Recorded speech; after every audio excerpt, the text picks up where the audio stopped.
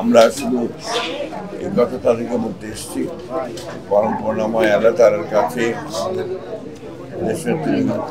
যিনি নিজে এখন হাসপাতালে ভর্তি হয়েছে, আবার রাত্রে অবস্থায় তিনি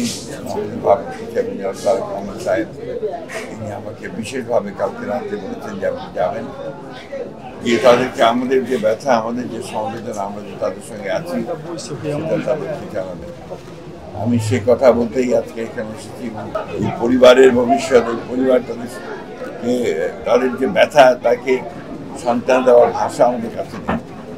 আমরা শুধু তাদেরকে এরকম জানাতে এসেছি যে আমরা আপনাদের এই কষ্টের সঙ্গে আমরা আছি, আমরা আপনাদের সঙ্গে সেটা শেয়ার করছি, শেয়ার করে নেব।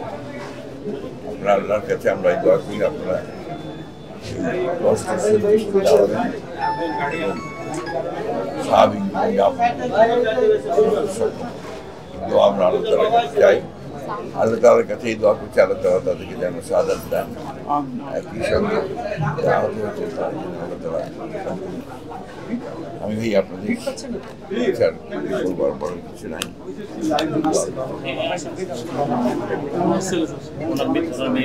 আমরা একটু দোয়া করি।